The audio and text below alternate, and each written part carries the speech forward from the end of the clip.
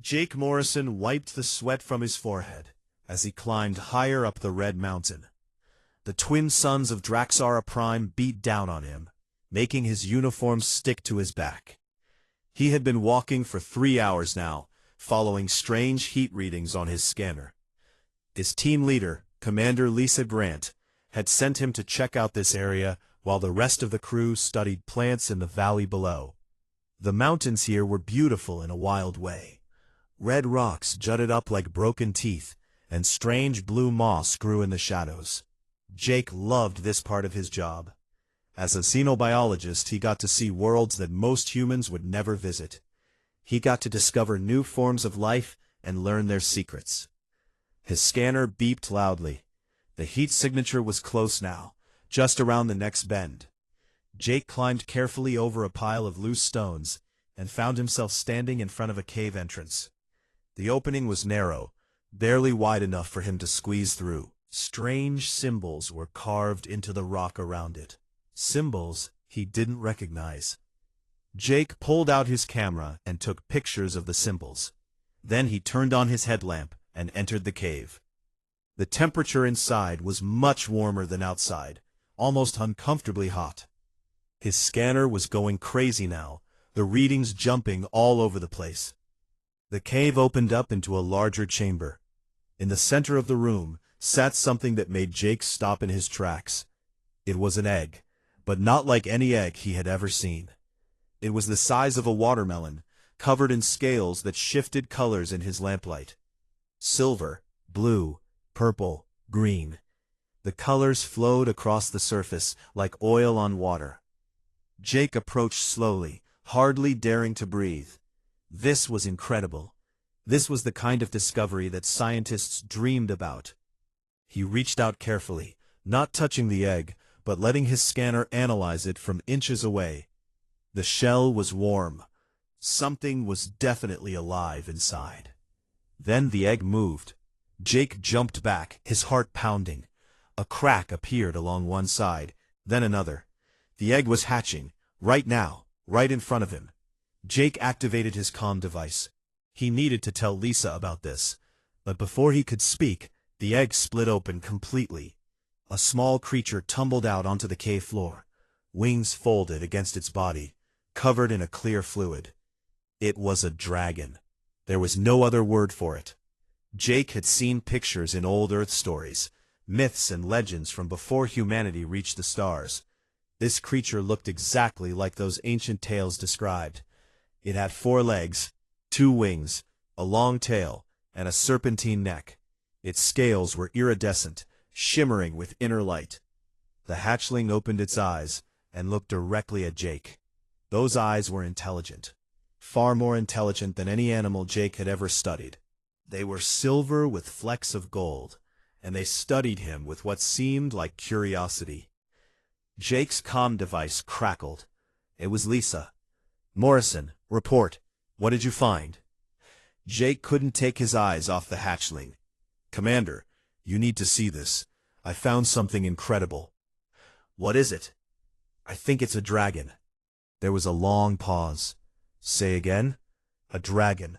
It just hatched from an egg. Lisa, this is real. This is actually happening." "Stay where you are. I'm coming up with the team. Don't touch anything." The hatchling made a small sound, somewhere between a chirp and a growl. It tried to stand, but its legs were still weak. It stumbled and fell, making a distressed noise. Jake moved without thinking, reaching out to steady the creature. The moment his hand touched its scales, he felt a jolt of warmth travel up his arm. The hatchling looked at him again and made a softer sound. It was no bigger than a house cat, vulnerable and new to the world. Jake found a relatively clean spot on the cave floor and sat down, watching the creature as it slowly gained strength. An hour passed. The hatchling managed to stand and take a few wobbly steps. It explored the cave chamber, sniffing at rocks and batting at dust motes in the beam of Jake's lamp. Every few minutes it would come back to Jake, as if checking that he was still there. When Lisa arrived with the rest of the team, she stood at the cave entrance with her mouth open. "My God," she whispered. "It's real." The other two team members, Alex Carter and Nina Brooks, crowded in behind her, their eyes wide with wonder. Lisa pulled out her own scanner and began taking readings.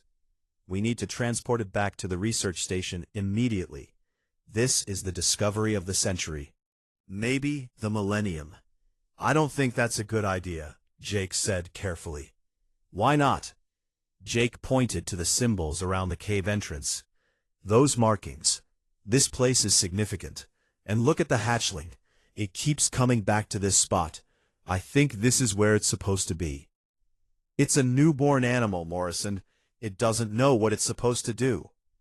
"With respect, Commander, I don't think this is just an animal." Lisa frowned. "We have protocols for discoveries like this.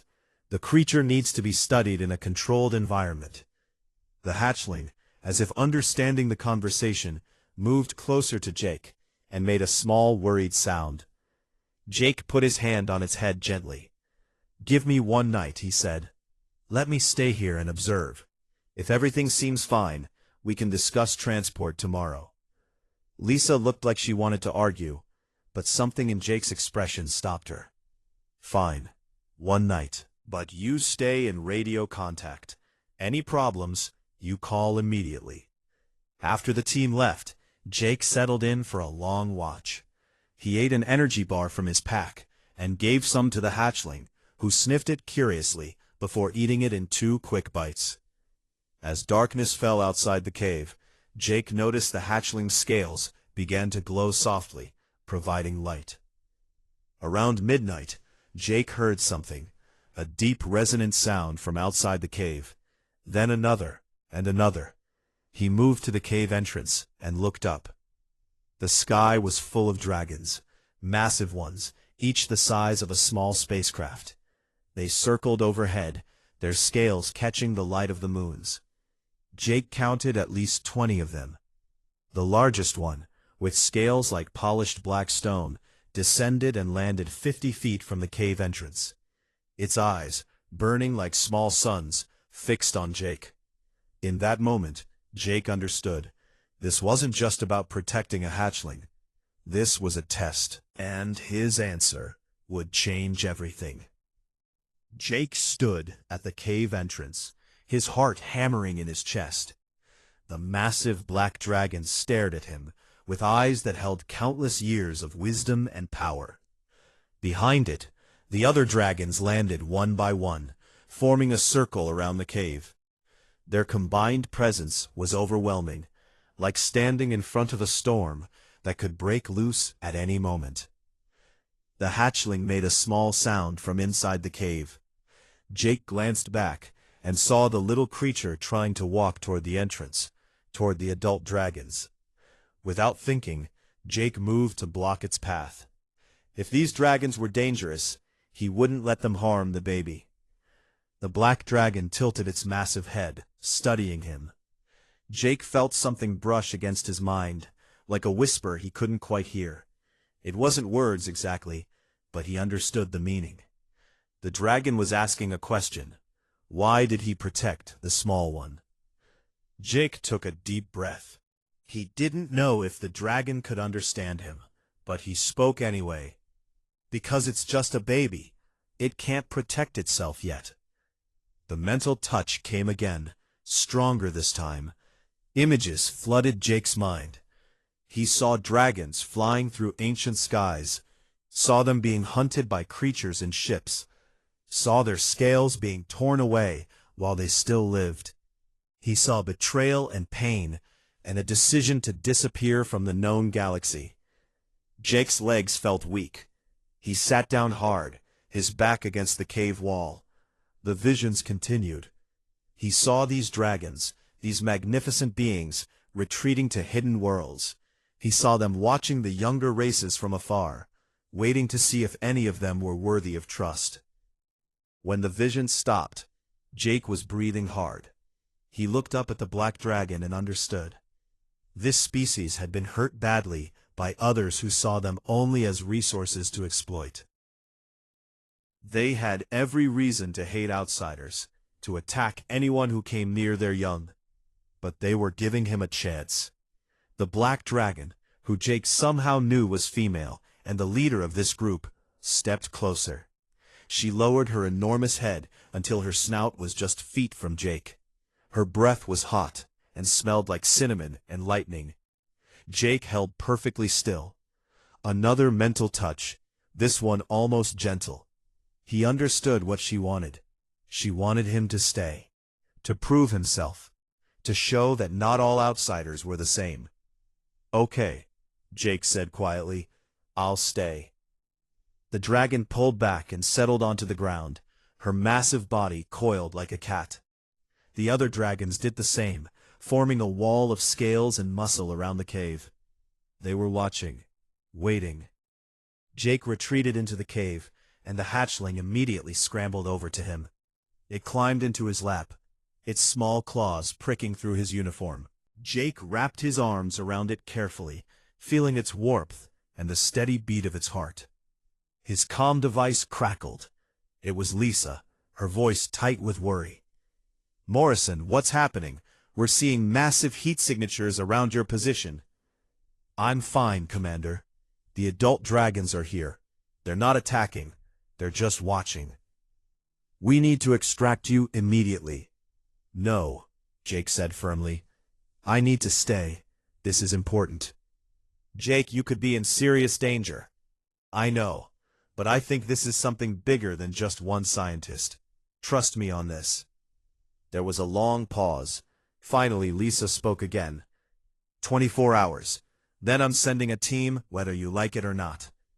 The first night was the longest of Jake's life. He dozed in short bursts, always aware of the massive shapes outside the cave. The hatchling slept curled against his chest, occasionally making small sounds in its sleep. Every time Jake woke up, he would look outside and see the dragons still there, still watching. When the suns rose, Jake noticed something on the hatchling's wing, a tear in the thin membrane, crusted with dried blood. He pulled out his medical kit and cleaned the wound carefully, using a spray bandage to seal it. The hatchling squirmed, but let him work. The black dragon watched this closely. Jake felt her approval, faint but real. The second day passed slowly. Jake shared his food rations with the hatchling, who ate everything he offered with enthusiasm. He talked to it, nonsense mostly, but the sounds seemed to calm the creature. He noticed the hatchling was already getting bigger, growing visibly from hour to hour. Around noon, Jake decided to name the hatchling. "How about Ember?" he said. "You glow like a little coal." Ember chirped, which Jake decided to take as approval. That afternoon, something changed. The black dragon stood and walked to the cave entrance. She looked at Jake, and he felt the mental touch again, stronger and clearer than before. This time, he didn't just receive images, he received understanding. The dragons called themselves the Firstborn. They were one of the oldest sentient species in the galaxy, existing long before humans or most other current civilizations. They had once shared their knowledge freely, believing that wisdom should be given to those who sought it. But they had been betrayed. Again and again, other species saw them as things to be used. Their scales could channel exotic energies. Their bones could be ground into powerful catalysts. Their blood had healing properties. Instead of being treated as people, they were treated as resources. So the Firstborn had vanished. They withdrew to hidden worlds and watched the galaxy from afar. They developed a law, a sacred oath. Any outsider who showed true honor to their young, who protected rather than exploited, could be offered a bond, a connection that transcended species. It had been over 2,000 years since anyone had earned that honor. Jake felt tears running down his face. He understood what this meant, the weight of it. Ember had been left in this cave after a fight between dragon clans, injured and alone. The Firstborn had been watching to see what would happen, and Jake had simply done what felt right. The black dragon lowered her head and touched her snout to Jake's forehead. Heat flowed through him, intense but not painful. He felt something settling into his very bones, into his soul. When the dragon pulled away, Jake looked at his left palm and saw a symbol there, glowing with soft blue light. The dragon spoke directly into his mind, the first clear words he had heard. "You are bonded now, Jake Morrison. You are the first of your kind to receive the dragon's oath in many generations. You will be able to sense young Ember, to share in our memories, to call upon our protection. But you also carry a responsibility. You are now a bridge between our peoples. Guard this trust well." Jake touched the glowing mark on his palm, feeling its warmth. "I will," he promised. "I swear it." The dragons began to leave, taking to the air one by one. The black dragon was the last to go. She looked at Ember, who chirped happily, and then at Jake. "Teach her well, bonded one, and teach your people the difference between honor and greed." Then she too was gone, leaving Jake alone with Ember in the cave. The little dragon climbed onto his shoulder and nuzzled against his neck. Jake could feel their connection now, a thread of warmth that tied them together. His comm device crackled again. Lisa's voice was urgent. "Jake, the dragons are leaving. Are you all right?" "What happened?"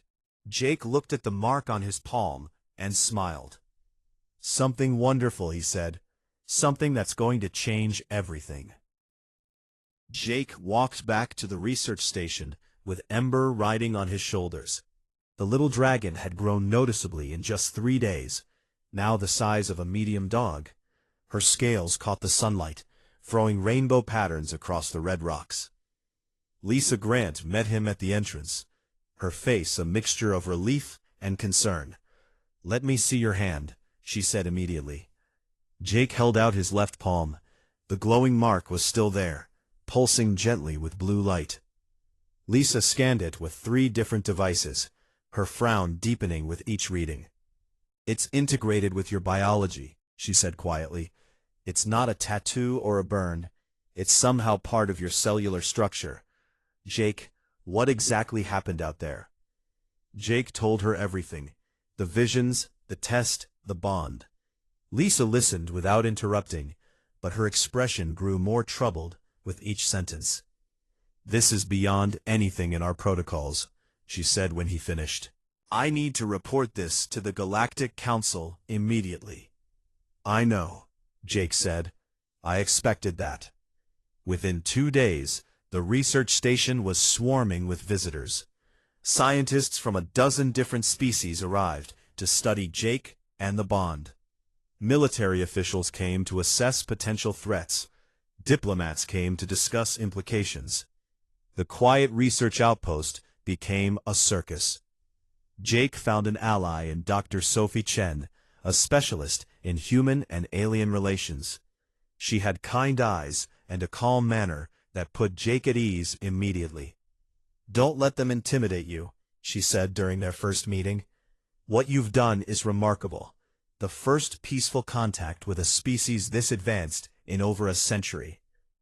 "Some people don't see it that way," Jake said. Sophie nodded.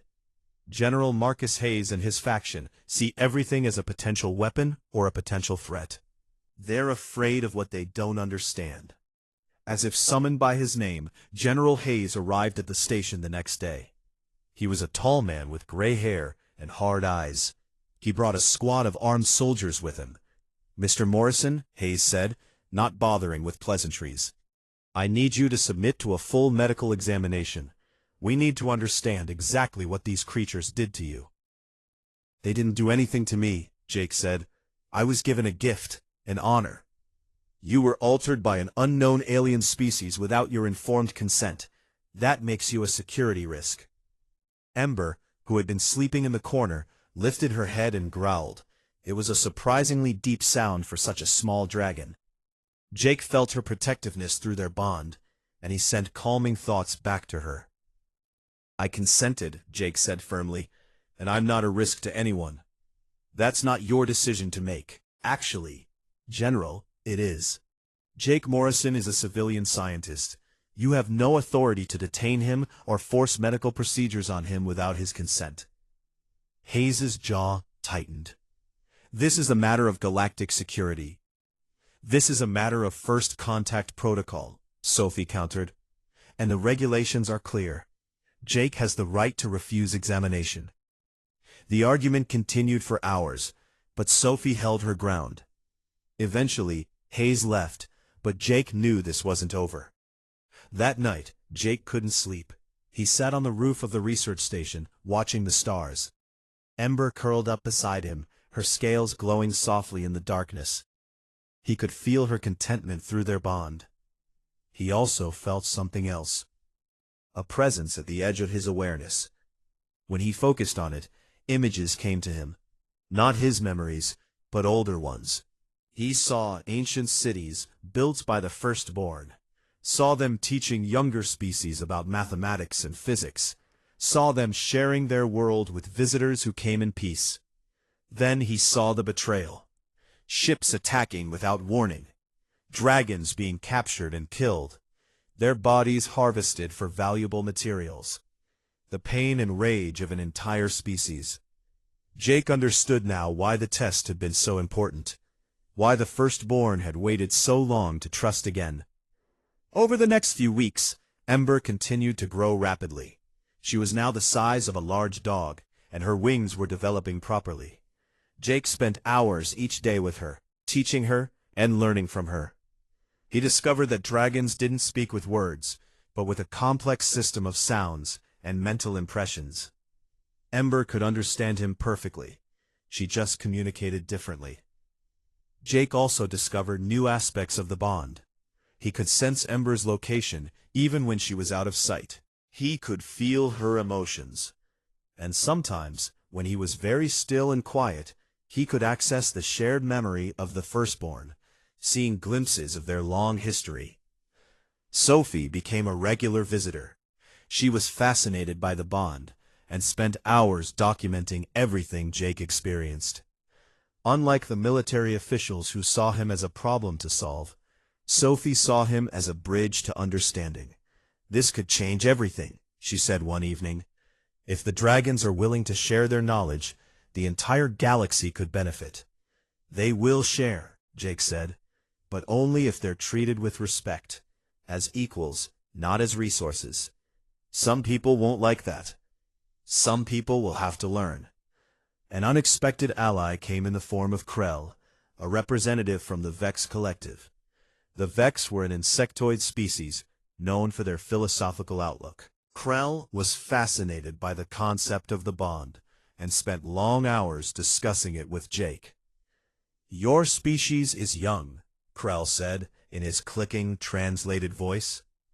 "But you show potential for wisdom. The firstborn clearly see this, or they would not have trusted you." "I hope I can live up to that trust," Jake said. "The fact that you worry about it suggests you will." But not everyone was supportive. General Hayes continued to pressure the Council to take action. He argued that an unknown species with advanced capabilities needed to be monitored, controlled, or eliminated as a threat. Jake attended a council hearing where Hayes presented his case. The general showed scans of the adult dragons, emphasizing their size and power. He discussed theoretical weapons capabilities and potential dangers. When it was Jake's turn to speak, he stood before the assembled representatives and told them the truth. They're victims who learned to protect themselves. They disappeared because other species tried to exploit them. They're only emerging now because I showed them that not everyone is driven by greed. This bond is a gift and a responsibility. It means the firstborn are willing to try again, to see if peaceful coexistence is possible. But that only works if we treat them with the respect they deserve. An older council member, a being from a species Jake didn't recognize, spoke up. "And what happens if we refuse? If we decide these dragons are too dangerous?" Jake felt Ember's presence in his mind, felt the vast network of firstborn consciousness that stretched across hidden worlds. "Then you'll prove them right," he said quietly. "You'll prove that they were wise to disappear. and you'll lose the chance to learn from one of the oldest civilizations in the galaxy. Sophie and Krell argued passionately for cooperation. Hayes and his supporters pushed for containment. Jake waited, feeling Ember's anxiety through their bond. Finally, the council reached a decision. They would allow diplomatic contact with the Firstborn, but under strict conditions. Jake would serve as the primary liaison, with Sophie and a small team supporting him. The Dragon Worlds would be placed under protection, but a monitoring station would be established nearby. It wasn't perfect, but it was a start. That night, Jake stood on the roof again with Ember. She was getting too big now to sit on his shoulders, but she curled around him protectively. Through their bond, he felt something else. Approval from the matriarch, the great black dragon who had tested him. The Firstborn were watching, and they were willing to give humanity a chance. Jake touched the mark on his palm and smiled. "We won't let you down," he whispered. "I promise." Ember rumbled softly, a sound like distant thunder. Through their connection, Jake felt her absolute trust in him. Whatever came next, they would face it together. 3 months after Jake received the dragon's oath, everything seemed to be going well. Ember had grown to the size of a small vehicle, her wings now strong enough for short flights. The diplomatic talks with the Firstborn were progressing slowly, but positively. Sophie had assembled a team of scientists and cultural experts who were learning the dragon language and customs. Jake had moved into a small house near the dragon colony in the Crimson Peaks. Every morning, he would wake to find Ember sleeping outside his door, her scales glowing faintly in the dawn light. They would fly together, with Jake strapped into a harness on her back, soaring over the red mountains. Through the bond, Jake continued to learn from the Firstborn's shared memories. He saw glimpses of their advanced technology, their understanding of energy and physics that went far beyond current galactic knowledge. The matriarch had promised to share this knowledge, but slowly, to species who proved they could be trusted. Then the news spread beyond the immediate diplomatic circles. The story of the dragons reached the wider galaxy, and with it came dangerous attention. Jake first heard about the Crimson Syndicate from Krell. The vexed diplomat came to his house one evening, his expression troubled. "There are whispers in the black markets," Krell said. "Dragon scales, dragon bones, dragon blood. These things were legendary, worth fortunes to the right buyers. Now people know the dragons are real, and they know where to find them." "The council put protections in place," Jake said. "The dragon worlds are off limits." "Legal protections only matter to those who follow laws," Krell replied. "The syndicate does not. We need to warn the matriarch." He reached out through his bond, sending a mental call to the great black dragon. She came within the hour, landing in the clearing near his house, with the grace of something far smaller than her massive size. Jake explained the threat. The matriarch listened, her golden eyes unreadable. When he finished, she spoke directly into his mind. "We have survived hunters before, young bonded. We are not helpless prey." "I know," Jake said, "but these people have technology, weapons designed specifically for capturing large creatures. Please, just be careful, especially with the young ones." The matriarch touched her snout to his forehead gently.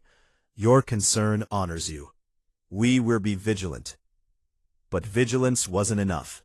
The attack came 3 weeks later, in the middle of the night. Jake woke to Ember's distress, screaming through their bond. Terror, confusion, pain. He bolted out of bed and grabbed his comm device. "This is Morrison. We have an emergency at the Dragon Colony. Unknown attackers, possibly the Syndicate." Lisa Grant's voice came back immediately. "We're detecting weapons fire and energy discharges. Mobilizing security now." Jake didn't wait. He ran outside and found Ember thrashing in the clearing, her eyes wild with fear. "What happened? Where are the others?" Through the bond he felt her panic. Ships had come from the sky, firing strange weapons that made the dragons' minds fuzzy and their bodies heavy. The young dragons, those who couldn't fly yet, had been taken. Ember had tried to fight, but the weapons had hurt her too. Jake could see scorch marks on her scales, and noticed she was favoring one leg. "We're going to get them back," he promised.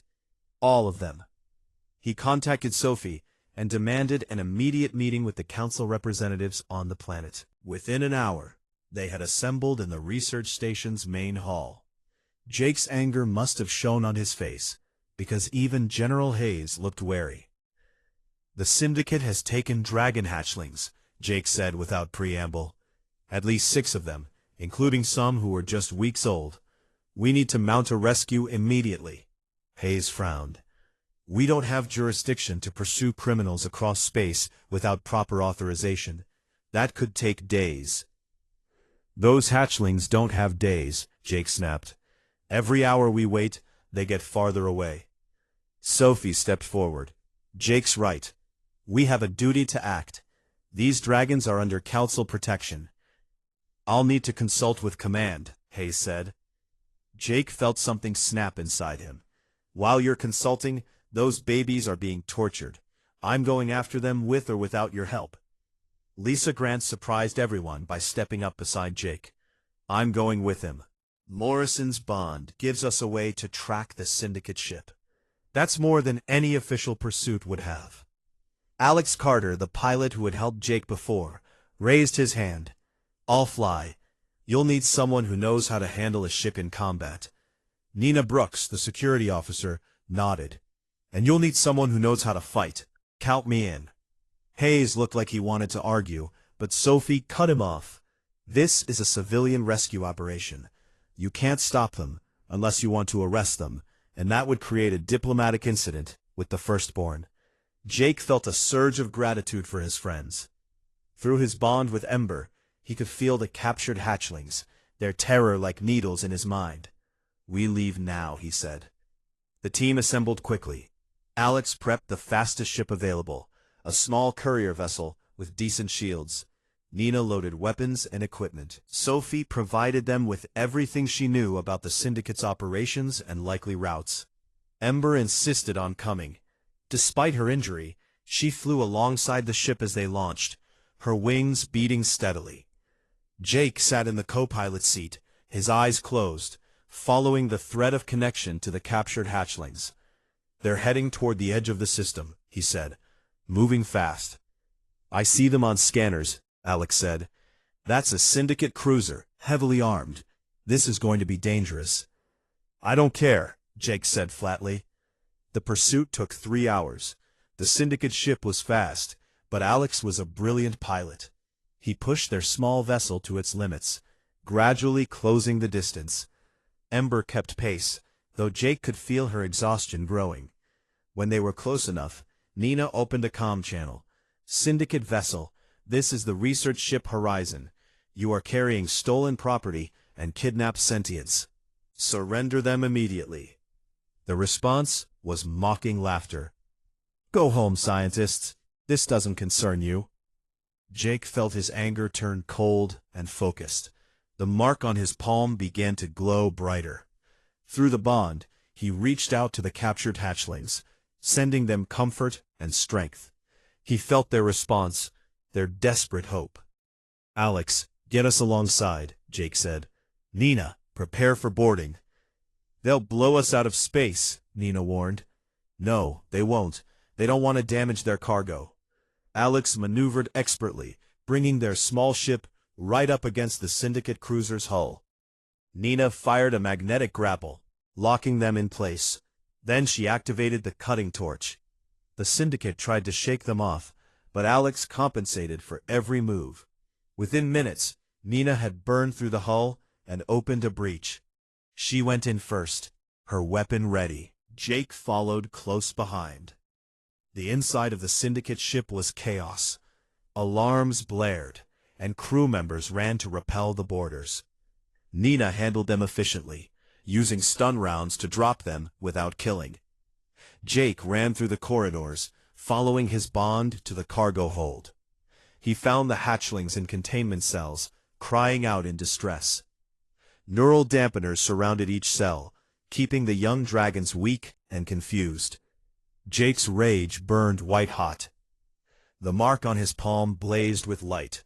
For the first time, Jake fully activated the dragon's oath. Energy flowed through him, power that came from the firstborn themselves, channeled through his bond with Ember. He raised his hand, and the energy lanced out, destroying the neural dampeners in bursts of blue fire. The feedback was immediate. Every adult dragon in the colony felt Jake's call through the bond network. They came, led by the matriarch herself. Jake barely had time to free the hatchlings and usher them toward the breach before the matriarch arrived. She tore through the Syndicate cruiser's hull like it was paper. Her rage was terrible, a force of nature given form and wings. The Syndicate crew abandoned ship, fleeing in escape pods. The matriarch didn't pursue them. Her focus was on the young ones, gathering them gently, despite her fury. Jake helped the last hatchling out of its cell, and felt his legs give out. Using the oath had drained him completely. Nina caught him before he fell. "We need to go," she said. "Now." They made it back to their ship, just as the matriarch reduced the Syndicate cruiser to molten slag. Ember flew close, her joy at seeing the hatchlings safe, flooding through the bond. The return journey was quiet. Jake held one of the rescued hatchlings in his lap, feeling its heartbeat slow, from terrified to calm. Through his bond, he felt the matriarch's gratitude, and something else. Respect that he had been willing to risk everything to protect Dragon Young. When they landed back at the research station, the matriarch was waiting. She looked at Jake with those ancient, knowing eyes, and spoke into his mind. "You have proven your worth again, Bonded. The firstborn do not forget their debts." Jake managed a tired smile. "Just keep the little one safe. That's all the payment I need." The rescue of the dragon hatchlings changed everything. News of the attack spread across the galaxy within days, and public opinion shifted dramatically. What had been abstract diplomatic discussions became personal stories of children being stolen and traumatized. The images of Jake carrying the frightened hatchlings to safety appeared on news feeds across hundreds of worlds. The Galactic Council convened an emergency session. This time, they didn't debate in private chambers. They opened the proceedings to full broadcast, and billions watched as representatives from across known space gathered to discuss the dragon situation. Jake was called to testify, along with the matriarch herself. It would be the first time a firstborn had appeared before the council in over 500 years. Sophie helped Jake prepare for his testimony. "Just tell the truth," she said. "Tell them what you've seen and what you've learned." "I'm not a diplomat," Jake said nervously. "I'm just a scientist who made a friend." "That's exactly why they need to hear from you." The council chamber was enormous, filled with beings from across the galaxy. Jake stood at the central podium, acutely aware of all the eyes on him. The mark on his palm pulsed with warmth, and he felt Ember's support through their bond.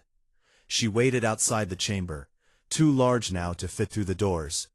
The council speaker, an elderly being from the Valorian Unity, addressed him first. "Jake Morrison, you stand before this council as the first human to receive the Dragon's Oath in recorded history. Tell us, in your own words, what this means." Jake took a deep breath. "It means trust," he said simply. "The firstborn were hurt badly by people who saw them as things to use instead of people to know. They disappeared because staying meant being hunted and harvested. But they gave me a chance to prove that not everyone is like that. This bond connects me to Ember, and through her to all the firstborn. I can feel their memories, their pain, their hope. They're not monsters or weapons or resources. They're people, just as much as anyone in this chamber. They're teachers who once shared their wisdom freely. They're parents who love their children, They're survivors who learn to protect themselves. General Hayes stood from the military section. With respect, Mr. Morrison, you speak of feelings and bonds, but we must deal with facts. These creatures possess power that could threaten entire planets. How can we guarantee they won't use that power against us? Before Jake could answer, the chamber doors opened. The matriarch entered, her massive form somehow fitting through the doorway, despite its impossible size. Jake realized she was using some kind of spatial manipulation, bending reality around herself. Every being in the chamber fell silent as she approached the central platform. Her scales reflected the light like midnight water, and her eyes held the weight of millennia. She spoke, and everyone heard her voice in their minds. You ask how you can guarantee we will not harm you. We ask the same question. How can we guarantee you will not harm us? We who have lived for ages, who watched civilizations rise and fall, who shared our knowledge with younger races only to be betrayed again and again. The matriarch's gaze swept across the chamber. We withdrew from your wars and politics. We hid our worlds and raised our young in peace. We harmed no one, yet still they came. Still they hunted us. Still they saw our bones as building materials and our scales as armor. She turned to look at Jake.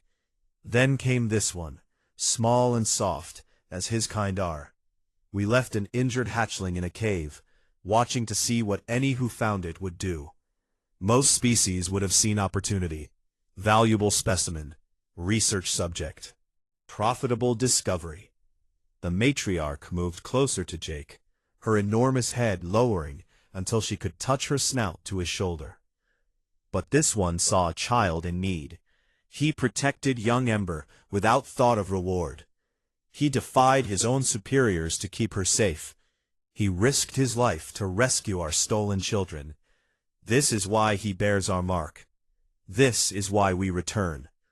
She faced the council again. We offer you a choice. We will share our knowledge of energy manipulation and dimensional physics. We will teach those who wish to learn our understanding of the universe. But in exchange, all dragon worlds must be recognized as sovereign territory. Any who hunt our kind will be treated as they have treated us. And this one, Jake Morrison, will be the bridge between our peoples. The chamber erupted in discussion. Jake stood quietly, feeling the weight of history pressing down on him. Ember's presence in his mind was a steady comfort. Krell, the vexed diplomat, stood and clicked his mandibles for attention. The firstborn offer us knowledge that could advance our civilizations by centuries. They ask only for respect and safety in return. This seems a simple choice. Too simple, Hayes argued. What's to stop them from sharing technology with some species and not others? What happens when they decide we've broken their rules? Sophie stood from the human delegation section. General Hayes raises valid concerns, but they apply equally to any sovereign species. We have treaties with hundreds of worlds, each with their own rules and consequences for violation. The firstborn are simply asking for the same consideration we give to others. The debate continued for hours.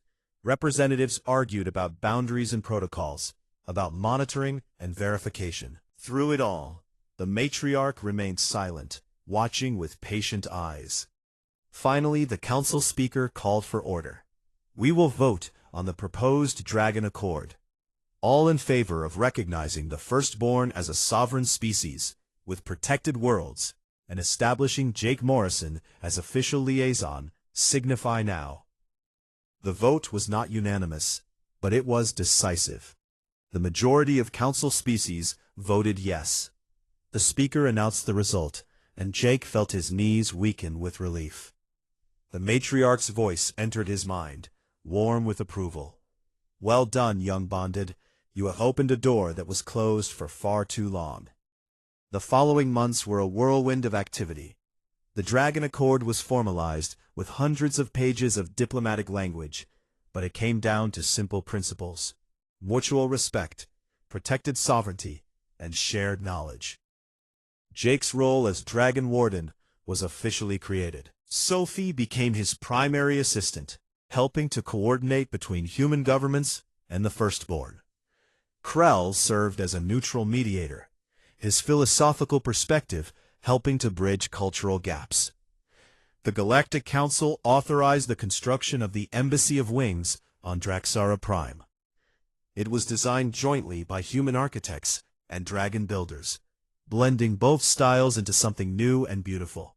The main hall had a ceiling high enough for adult dragons to enter comfortably, while side rooms were sized for human comfort. The first group of students arrived 1 year after Jake received his bond. 20 young people from various species, all carefully selected for their open minds and genuine curiosity. They would spend a year learning dragon language, culture, and the basics of their energy manipulation techniques. Jake stood at the embassy entrance, watching the students arrive with nervous excitement. Ember, now fully grown to the size of a small shuttle, landed beside him. Her scales had deepened in color, showing swirls of blue and silver. "Nervous?" Sophie asked, coming to stand beside him. "Terrified," Jake admitted. "What if this doesn't work? What if something goes wrong?" "Then we fix it and try again," Sophie said. "That's how bridges are built, one step at a time." The students gathered in the main hall, and Jake addressed them. "Welcome to the Embassy of Wings. You're here because you want to learn from one of the oldest civilizations in the galaxy. The Firstborn have agreed to teach you. But remember, this isn't just about gaining knowledge. It's about building understanding between peoples who have been strangers for too long." The matriarch entered the hall, and the students fell silent in awe. She spoke gently into their minds. "We welcome you, young ones. We will teach you what we know, but first you must learn to listen. Not with ears alone, but with your whole selves." Jake watched as she began the first lesson, showing the students how to quiet their minds and sense the energy that flowed through all living things. He felt pride swell in his chest. Ember nudged him with her snout, and he felt her thoughts through their bond. This was just the beginning. There would be challenges ahead, moments when old fears and prejudices would surface, but they had made a start. That evening, Jake stood on the embassy balcony, looking out over the crimson peaks. The twin suns were setting, painting the sky in shades of orange and purple. Ember flew overhead, practicing aerial maneuvers with other young dragons. Sophie joined him, carrying 2 cups of tea. The first day went well. "Yeah," Jake agreed. "It did. Do you ever think about that first day in the cave? If you'd made a different choice." Jake looked at the mark on his palm, which still glowed softly, even after all this time. "Sometimes, but I didn't make a choice. Not really. I just did what felt right. I saw a scared baby and wanted to help. That simple decision changed the galaxy." "No," Jake said, shaking his head. "That simple decision gave the galaxy a chance to change itself. We still have to do the work." Ember circled back and landed on the balcony, her weight making the structure creak. She settled down, wrapping her tail around Jake protectively. Through their bond, he felt her contentment and her absolute trust in him. Jake touched her scales gently. A year ago, she had been small enough to hold in his arms. Now she was magnificent, powerful, and wise beyond her age. But she was still his friend, his companion, his reminder of what was possible when different beings chose understanding over fear. The first students would graduate in a year. They would return to their worlds carrying knowledge and perspective that could reshape civilizations. More students would come. The Firstborn would send ambassadors to other worlds. Trade agreements would be negotiated. Cultural exchanges would happen. It wouldn't always be easy. There would be setbacks and conflicts. But the bridge had been built, and it would not easily fall. Jake Morrison, once a simple xenobiologist, was now the guardian of that bridge, the first dragon warden, the bonded one, and he would protect this fragile new connection with the same instinct that had made him protect a frightened hatchling in a cave. Because some things were worth protecting. Some chances were worth taking. And some bonds, once formed, could change everything. The ancient honor had awakened, and the galaxy would never be the same.